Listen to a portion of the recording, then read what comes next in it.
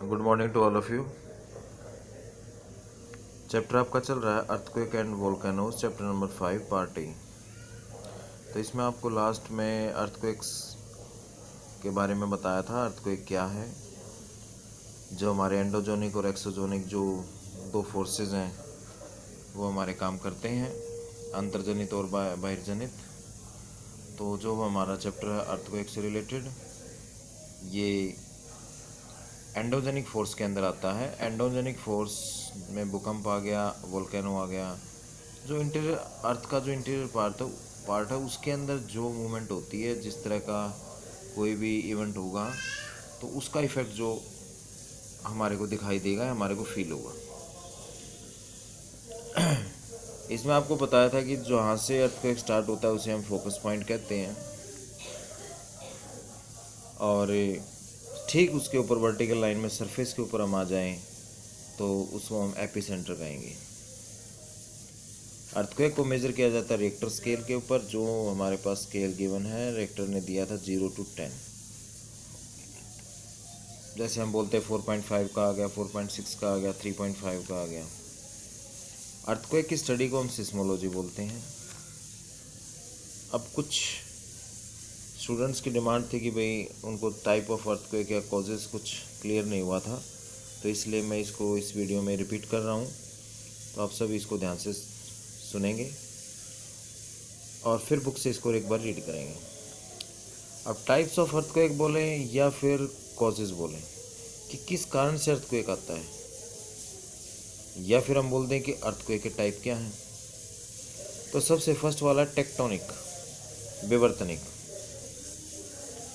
अब विवर्तनिक में क्या है, इस तरह से जैसे हमारा आपका ये क्रस्ट है, रॉक्स इस तरह से एक दूसरे की जो लेयर है एक दूसरे के ऊपर, इस तरह से हमारी मिलकर क्या बनी है, क्रस्ट बनी है। अब ये जो रॉक ये वाला हिस्सा है, ये इसके ऊपर ये दो लेयर होने के कारण ये काफ़ी प्रेशर में है, काफ़ी दबा हुआ है। तो कई बार क्या होता है कि ये चटक जाता है, ये रॉक ब्रेक हो जाता है। अब ज़्यादा दबाव एक लिमिट से ज़्यादा पड़ेगा तो टूटेगा ही।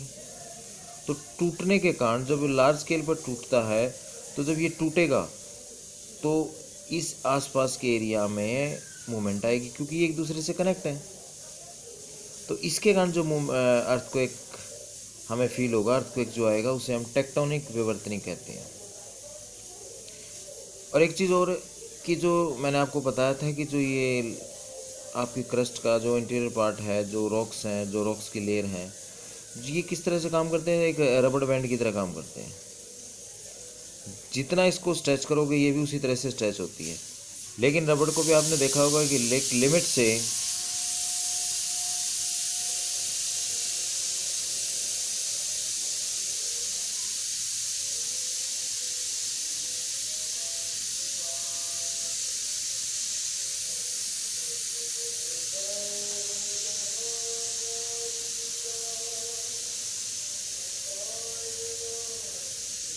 जब हम एक लिमिट को क्रॉस करेंगे, तो जैसे हम लिमिट को क्रॉस करेंगे तो रबड़ बैंड को हम खींचते हुए, तो एक टाइम ऐसा आएगा खींचने के बाद वो टूट जाएगी। तो ऐसी रॉक है कि स्ट्रेच होती रहती हैं, प्रेशर बढ़ता रहता है, तो एक टाइम ऐसा आता है कि वो ब्रेक हो जाती है। जैसे ये ब्रेक होंगी तो वो वाला पार्ट, इंटीरियर पार्ट के अंदर वाइब्रेशन क्रिएट होगी, मूवमेंट आएगी, तो हमारे को अर्थक्वेक फील होगा। सेकंड बात आती है वोल्केनोज की। वोल्केनिक, देखिए इस तरह से आपकी एक ये क्रस्ट सरफेस है, अर्थ वोल्केनो एरप्ट हुआ, तो जब ये बाहर आ निकलेगा और इस सरफेस को जो उसका जो कि रास्ता बंद है, जब इसको ब्रेक करेगा तो एक झटका लगेगा, ठीक है। तो उस झटके का जो झटका लगेगा, जिससे वाइब्रेशन क्रिएट होंगे और आसपास के एरिया में अर्थक्वेक क्रिएट होगा। यानी कि अर्थक्वेक एक प्रेशर के साथ बाहर निकलता है, और जिसके कारण वो जो लेयर है जहाँ से वो निकल रहा है उसके आसपास के एरिया में आपको वाइब्रेशन या मूवमेंट क्रिएट होगा क्रस्ट के अंदर, जिसे हम कहेंगे वोल्केनो अर्थक्वेक। यानी कि ये जो अर्थक्वेक आया, ये जो मूवमेंट हुआ है, किस वजह से आया, वोल्केनो के कारण आया। नेक्स्ट है कोलैप्स, नियात। अब हम कोलैप्स की अगर हम बात करें तो आपने जहाँ माइनिंग वर्क बहुत ज़्यादा होता है, जैसे उड़ीसा, छत्तीसगढ़, कर्नाटका, अभी एरिया के अंदर माइनिंग वर्क होता है। जो माइन करते करते हम काफ़ी गहराई पर चले जाते हैं, तो बीच में से जो जिस रास्ते से आप गए हैं उसका ऊपर वाला हिस्सा, जिसे हम छत कहेंगे, वो कई बार नीचे किसी एरिया में एकदम से नीचे गिरता है।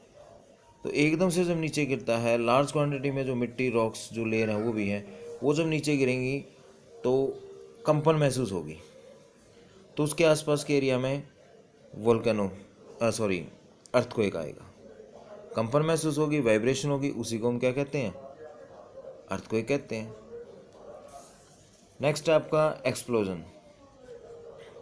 जैसे न्यूक्लियर टेस्ट करते हैं, मिसाइल टेस्ट करते हैं, तो जहाँ पर न्यूक्लियर टेस्ट वगैरह किए जाते हैं, जैसे अपना पोखरण में किया गया था, राजस्थान के अंदर पोखरण प्लेस है। तो जब ज़मीन के अंदर यहाँ पर हमें, अब वो जो बॉम्ब है उसको हम ज़मीन के अंदर कुछ गहराई पर रखेंगे, जब यहाँ इसका ब्लास्ट होगा तो आसपास का एरिया में वाइब्रेशन क्रिएट होंगी, मूवमेंट आएगी, हिलेगा, तो उसे हम क्या कहेंगे? Explosion, earthquake. नेक्स्ट है प्लेट टेक्टोनिक्स। जैसे पहले लास्ट चैप्टर में बताया था कि पूरा जो अर्थ है, क्रस्ट है, वो आपका लेयर्स में डिवाइड है, प्लेट्स में डिवाइड है। और जब ये प्लेटें एक दूसरे की तरफ मूवमेंट भी करती हैं, एक दूसरे से दूर भी जाती हैं और एक दूसरे के साथ आगे पीछे भी मूव करती हैं। जब एक दूसरे से दूर जाएंगी तो डाइवर्जेंट, एक दूसरे के क्लोज आएंगी तो कन्वर्जेंट, और एक दूसरे के साथ आगे पीछे चलेंगी तो ट्रांसफॉर्म।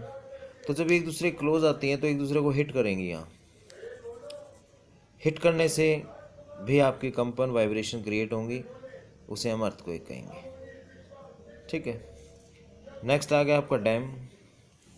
डैम देखे होंगे आपने, मूवीज़ में देखे होंगे, ठीक है, जोग्राफिक चैनल अगर आप देखते हैं उसमें देखे होंगे, या न्यूज़ में भी कई बार आ जाते हैं डैम्स की पिक्चर। तो डैम जहाँ जो दीवार बनाई जाती है उसके पीछे लार्ज क्वांटिटी में पानी इकट्ठा होता है, ठीक है, बहुत लार्ज क्वांटिटी में। अगर वो जो दीवार एकदम से टूटेगी तो सारा का सारा पानी एक प्रेशर के साथ उस दीवार के अगले हिस्से पे, ज़मीन के हिस्से पे गिरेगा, और उससे एक कंपन महसूस होगी, एक जो है मूवमेंट क्रिएट होगी, जिसे हम क्या कहेंगे? अर्थक्वेक। ज़मीन हिलेगी उससे। कि कोई भी चीज़ आप देखिए, अपने जैसे घर, आपका ऊपर वाला फ्लोर है, उस पर आप जैसे फर्श पे कुछ गिरता है, कोई भारी चीज़ गिरती है, तो हल्की सी एक कंपन सी क्रिएट होती है, ठीक है। तो वो हो गया डैम से रिलेटेड आपका जो अर्थक्वेक है, कि इन रीजन से अर्थक्वेक क्रिएट होता है, या ये टाइप्स हैं अर्थक्वेक की। क्लियर? अब नेक्स्ट आप इसके साथ जो टॉपिक रीड करेंगे वो करेंगे effects of earthquake. Effects of earthquake. अब इफ़ेक्ट्स ऑफ अर्थक्वेक आप सभी को मालूम है कि एक अर्थक्वेक आने के बाद डिस्ट्रक्शन होता है, डैम में आ जाएगा तो डैम टूट जाता है, फ्लड क्रिएट हो जाता है, फ्लड की सिचुएशन क्रिएट हो जाएंगी। कई बार जब डैम ज़्यादा आ जाता है तो जो रिवर्स है वो अपना रास्ता भी उनका चेंज हो जाता है, क्योंकि अगर वो टेक्टोनिक से रिलेटेड है तो सरफेस के ऊपर भी कुछ ज़मीन ऊपर उबड़ खाबड़ हो जाएगी, तो वो अपना जो रास्ता वो चेंज कर लेंगी, ठीक है। प्रॉपर्टी का बहुत ज़्यादा लॉस होता है, और सुनामी वगैरह आ जाए तो कोस्टल एरिया में बहुत ज़्यादा इफेक्ट पड़ता है। तो आप इफ़ेक्ट्स ऑफ अर्थक्वेक के जो भूकंप के प्रभाव हैं इसको आप रीड करेंगे, और इसमें से आप अपना जो क्वेश्चन है उसमें कम से कम 6 पॉइंट्स आप नोटबुक के अंदर लिखेंगे कि भूकंप के क्या प्रभाव हैं, ठीक है, इफ़ेक्ट्स ऑफ अर्थक्वेक।